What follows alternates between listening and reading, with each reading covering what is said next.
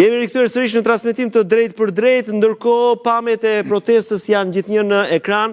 Jemi në një nga rrugët e kryeqytetit, kam përshtypjen afër, jemi këtu tek 21 dhjetori, më duket? Po vin këte nga reporti, më duket. Jo, s'pesh nga reporti, nga 21 dhjetori drejt qytetës. Por le të vinë, mirë se të vinë në studio e hapur për atë punë, po kthehemi tek ajo që është thelbi i asaj që mund buroj për së miri për shoqërinë shqiptare nga kjo protestë.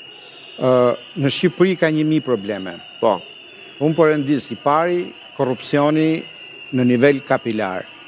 Por kjo nuk zgjidhet me protest. Pra nuk mund të organizosh një protest dhe t'i thuash zyrtarëve të qeverisë boll vodhët tani. Po me çfarë zgjidhet por susit? Pa ta mbarojnë edhe do kuptosh. Nuk mundet që një ministër I korruptuar, pasi shikoj që njerëzit kanë dalë 15 ditë dërresh në protest, do vendosit më zgjedhje më. E vetmja gjë që nuk bëjmë dot ne është rotacioni politik. Po. Sepse nëse një qeveri është e korruptuar, shumë e thjeshtë. Në zgjedhjet e radhës qytetarët nuk e votojnë më. Dhe ikën kryeministri me gjithë ministre, me gjithë drejtorë. Me Allah në këtë vend ai fiton më shumë mandate, ma shpjegoj Ky është sistemi që problemi është ky. Po. Vjedhja. Partia në pushtet ka konsoliduar një sistem që I garanton ripërtëritjen e pushtetit. Dhe të gjitha të tjerat janë derivate. S'ka fonde për bujqësinë, se s'ka këte, se s'ka rrugë, se s'ka kopshte, jo për shkolla, jo për s'ka ilaçe spitali, të gjitha janë derivate të keq qeverisjes.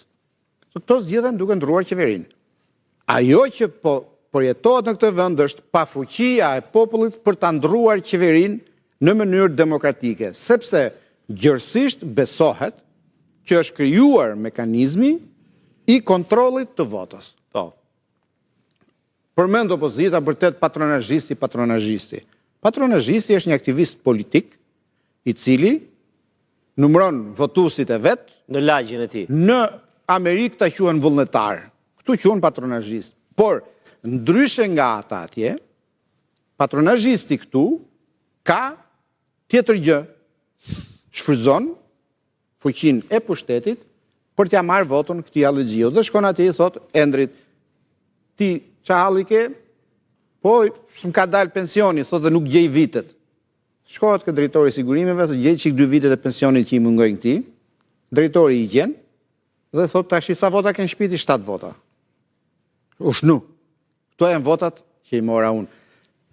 Ky mekanizëm unë e banalizova. Po. Por ky mekanizëm bën që të mbahet pushteti dhe në kushtet kur nuk ndron dot qeverinë, ti nuk lufton dot korrupsionin, ti nuk mbron dot zonat e mbrojtura, nuk mbron dot as flamingon e ku diun.